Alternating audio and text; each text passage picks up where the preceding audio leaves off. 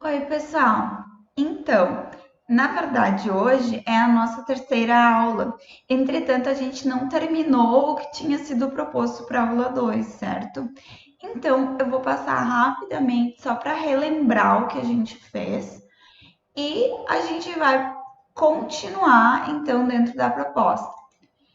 Lembrando que algumas coisas que a gente vai fazer aqui, elas podem estar simplificadas porque vocês ainda não aprenderam tudo para que a gente fizesse da forma mais detalhada e também não é a proposta da disciplina. Além disso, algumas recomendações que tem aqui, elas podem se aplicar só a casos mais específicos, como é o que a gente está vendo aqui. Então, aqui estão apresentadas as etapas do trabalho que a gente pretende abordar: o projeto arquitetônico, a análise inicial, o pré-dimensionamento e a análise refinada. O dimensionamento da estrutura não vai ser feito. Bom, o projeto arquitetônico eu cedi para vocês. A análise inicial foi o lançamento da estrutura. Então, todos já devem ter a estrutura lançada. Em seguida, começou a ser feito o modelo matemático das vigas. Eu pedi que vocês fizessem todos os modelos, né, das vigas, considerando a análise das ligações, verificando quais vigas que se apoiam em qual, então ali sendo indicado a carga pontual, tá? Então aqui é um exemplo. Vocês estavam fazendo isso na aula passada. Eu pedi que terminassem até a aula 3. Então, eu vou imaginar que vocês finalizaram essa etapa, certo? Então, a gente vai partir para, de fato, o que seria o início dessa terceira aula. Então, vamos fazer o pré-dimensionamento da estrutura. Na verdade, a gente vai pré-dimensionar as vigas e as lajes. Os pilares não serão estudados, sendo adotada uma medida qualquer, só para indicar que ali teria um pilar. Então, na verdade, o que acontece é que cada grupo vai receber um número de pavimentos e um pé direito, e até poderia ser feito pré-dimensionamento dos pilares, pensando nisso, tá? Mas na verdade a gente não vai trabalhar nessa linha, o foco realmente vai ser nas vigas. Acaba que é necessário analisar as lajes para se analisar as vigas, tá? Porque o caminho de cargas vai ser laje, viga, pilar. Mas por que vocês vão receber as informações de número de andares e pé direito? Para o cálculo da força do vento, que vai ser a última coisa que vocês vão fazer neste trabalho, tá? Então, por hora, vamos falar sobre o pré-dimensionamento das vigas. Aqui a gente está imaginando que a estrutura vai ser em concreto armado, certo? Então, o que se define para viga e em termos de dimensões? O comprimento, o vão, vocês já definiram quando vocês lançaram a estrutura, lançaram pilares, lançaram vigas de apoio. Então, o que falta é a largura e a altura. Então, sobre a largura, sempre que possível, tentar adequar o tamanho da parede, porque abaixo da viga vai ser feita a parede. Essa parede, né, vai receber um encunhamento justamente porque ela vai ser uma parede de vedação. Mas enfim, pensando então que a gente possa ter paredes, talvez de gesso acartonado, não sei, paredes com espessura pequena, muito pequena. A largura da viga, ela tá indicada como sendo o mínimo de 12 centímetros. Então, mesmo que tenha-se paredes menores que 12 centímetros, não se deve adotar vigas com largura menor que isso, tá? Isso é uma determinação da norma de concreto armado, concreto protendido, tá? Entretanto, o que se tem para outros materiais são indicações diferentes, tá? Se for madeira, se for aço, são indicações diferentes.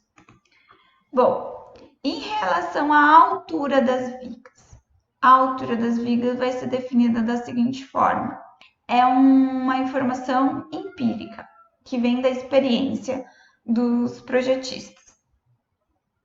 No caso da viga ser isostática, a altura pode ser definida como vão dividido por 10. Então, o que seria uma viga isostática, né, gente? Uma viga biapoiada é uma viga isostática, ou então uma viga que estaria engastada livre, ou seja, uma viga destacada, por exemplo, mas que ela não tivesse continuidade. Se a viga tiver vários apoios, ela não vai ser isostática. Então, vamos pensar numa viga biapoiada, que tivesse 4 metros de vão. A ideia inicial para a altura dessa viga seria 40 centímetros, certo? Bom, e se eu tiver uma viga hiperestática, então uma viga com vários vãos, eu vou pensar no vão maior e vou dividir esse vão por 12. Então, se aquele mesmo vão de 4 metros tiver numa viga hiperestática, ou seja, tiver vários vãos, mas o maior vão for de 4 metros, a altura da viga poderia ficar em torno de 33 centímetros. Bom, mas 33 centímetros é uma medida muito quebrada, né? Então, a sugestão seria que eu adotasse 35, talvez. Se eu adotar 30, pode ser que seja suficiente, pode ser que não. Então, é uma estimativa inicial. Aqui a gente não vai chegar no ponto de dimensionar, então a gente não vai saber no final de tudo se de fato aquela medida que a gente escolheu é aceitável ou não. Então, eu sugiro que vocês adotem um valor igual ou um pouquinho maior do chute que vocês tiverem aqui, tá? Em se tratando de laje, pessoal, o que vocês vão verificar vai ser a altura e o sentido que ela está se apoiando. Então, na verdade, as lajes elas podem se apoiar em duas direções, o que significa que os 4 lados iriam receber um pouco da carga da laje. Entretanto, aqui a gente vai fazer a simplificação de que a carga se divide apenas num sentido, ou seja, apenas em 2 apoios. Por quê? Porque fica mais fácil da gente calcular manualmente, tá?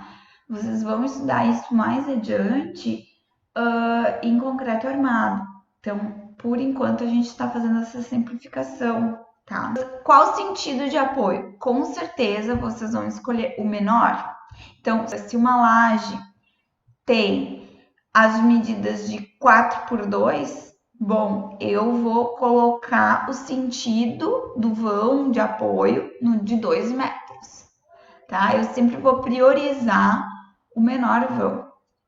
Bom, escolha o sentido e escolha a altura. Bom, mas para escolher a altura eu preciso saber qual é o tipo de laje que a gente vai trabalhar. Então, eu vou deixar aberto aqui para vocês escolherem, tá? A laje maciça, ela tem como indicação de espessura mínima 8 centímetros. Então, aqui eu trouxe o recorte da norma 6118, que fala em 7 centímetros como mínimo para laje de cobertura e 8 centímetros para laje de piso. Então, vamos adotar 8. Bom, o mínimo é suficiente. Isso só se sabe se a gente faz todo o dimensionamento. Então, de novo, aqui vai ser um chute, tá? Se vocês optarem pela laje, bigota, tavela, se tem indicação que os vãos não poderiam ultrapassar 3,5 metros. Então, se vocês têm vãos maiores que 3,5 metros, a sugestão é não optar pelo modo vigota tavela. Se vocês conseguirem enquadrar nesse modo, vocês podem adotar que a parte da vigota com a tavela vai ter 8 centímetros e, além disso, é feito uma capa de concreto com 5 centímetros. Então, no final, a laje toda fica com 13 centímetros de altura. Bom,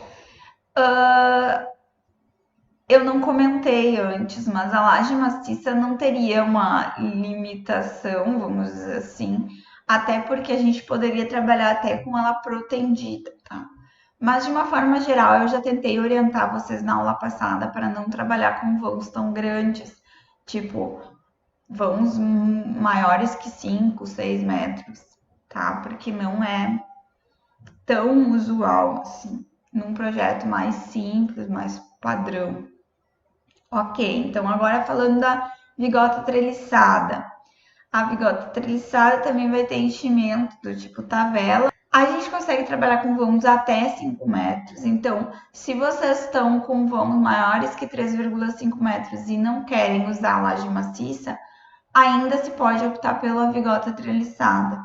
A sugestão é a mesma, que a vigota com a tavela ficaria com a altura de 8 centímetros e a capa de concreto que se faz em cima para justamente tornar a estrutura monolítica seria de 5 centímetros, tá?